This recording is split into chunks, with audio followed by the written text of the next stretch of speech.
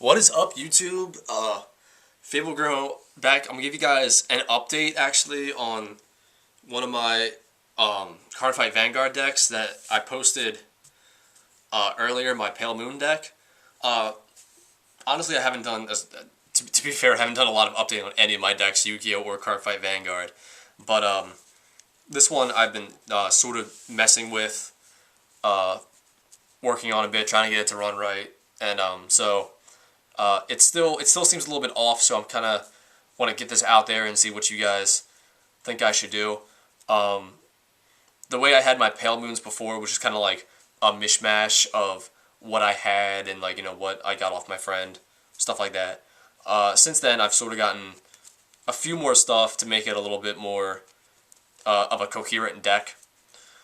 So I got the Sword Magician Sarah build, who's the Great Three Checker, and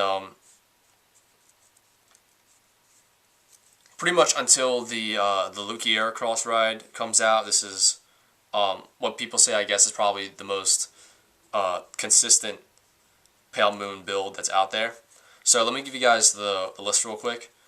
Starting Vanguard is Girl Who Crossed the Gap, who's Counterblast 1, oh well, Forerunner of course, Counterblast 1, put her into your soul, and then you get to call another unit from your soul.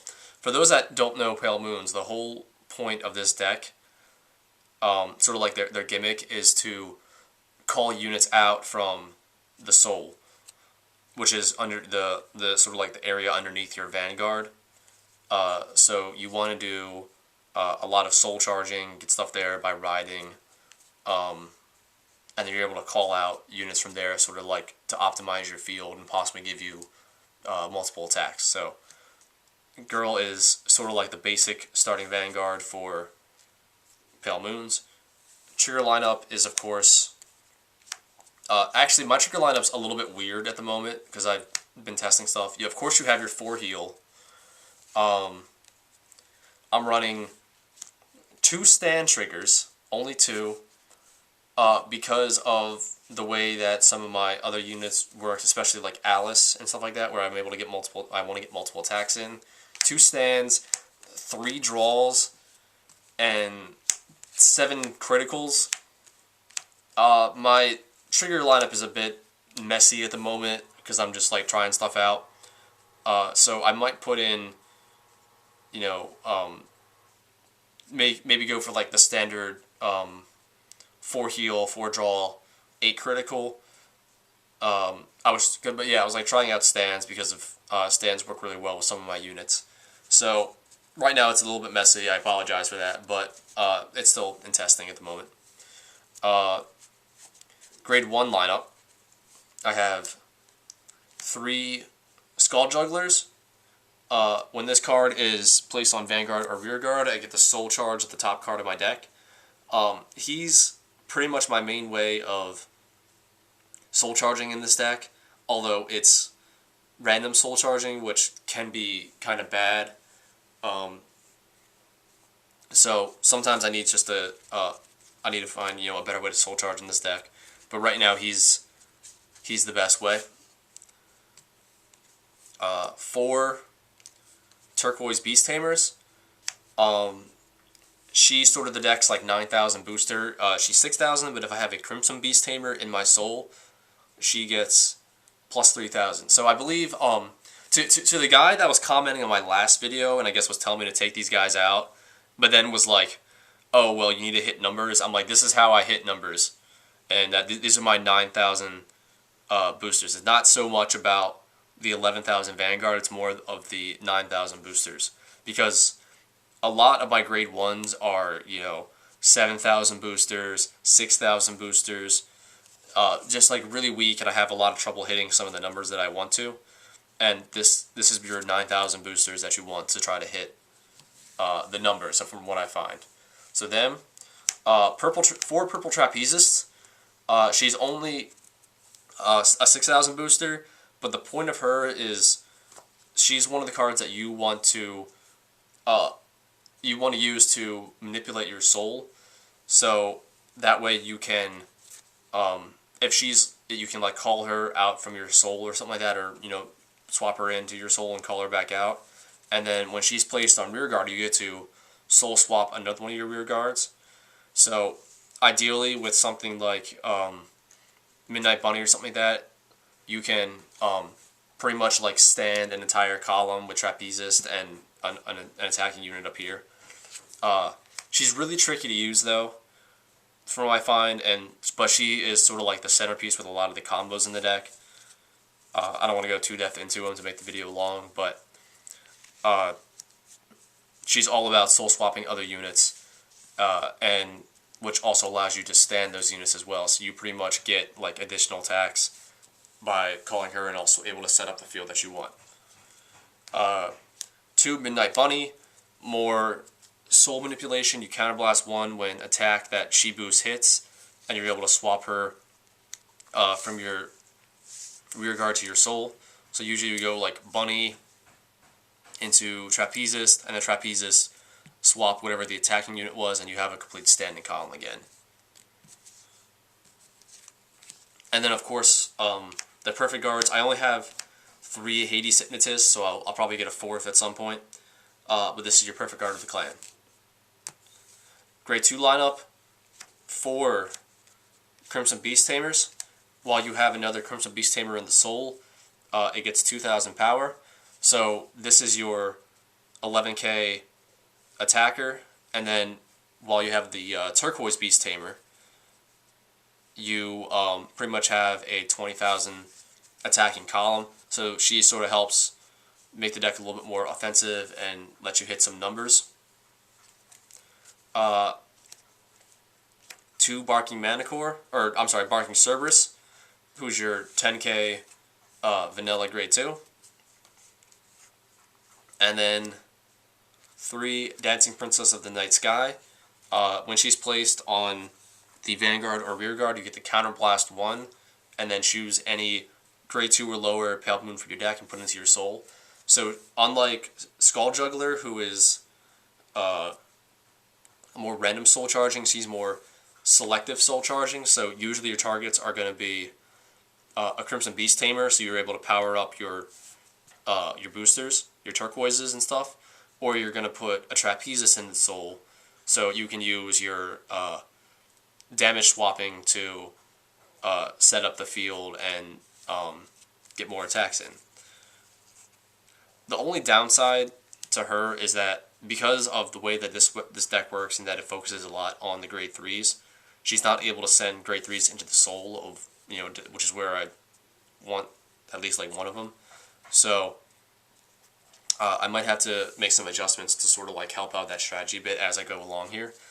4, here's the grade 3s by the way. 4 Sword Magician Sarah.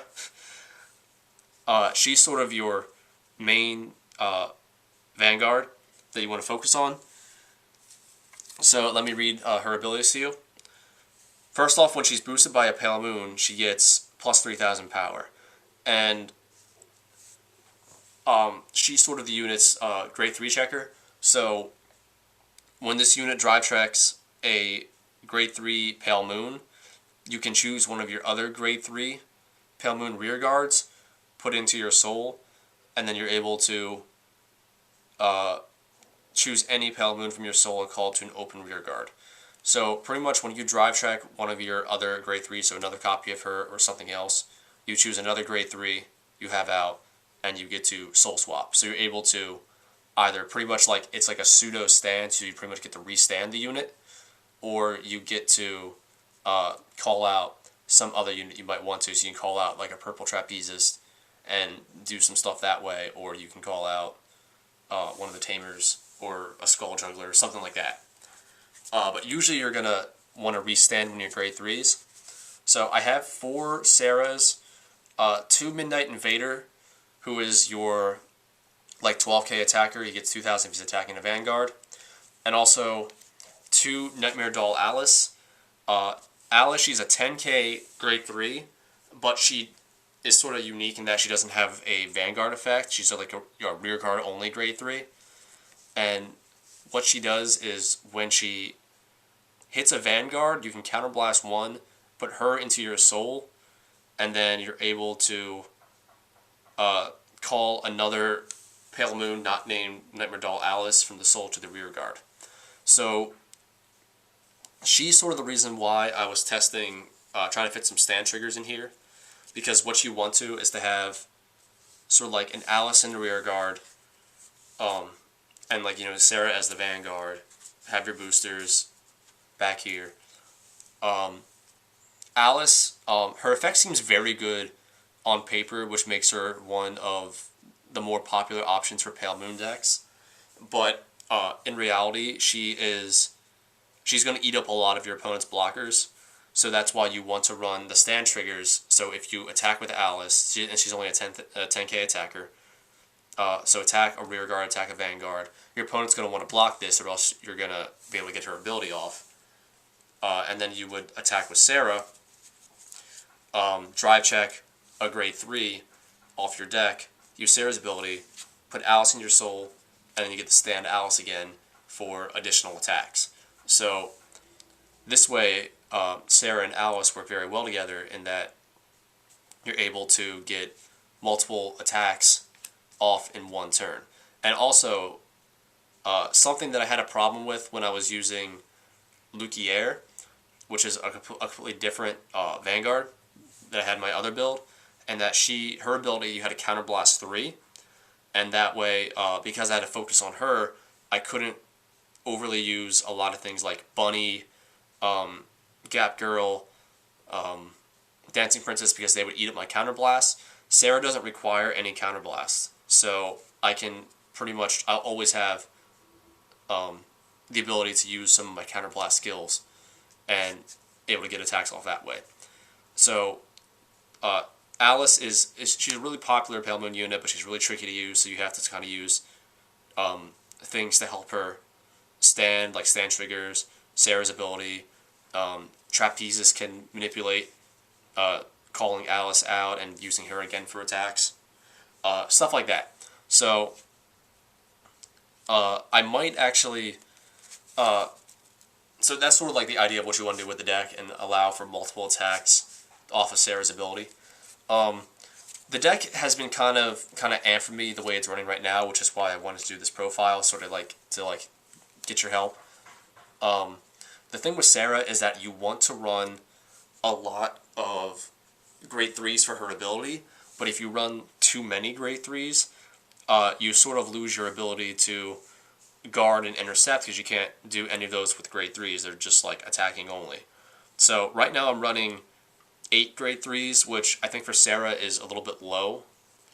So I might try to fit in a third Alice or a third Midnight Invader to up my grade 3 count. But then I'll have to take out some of my other units. So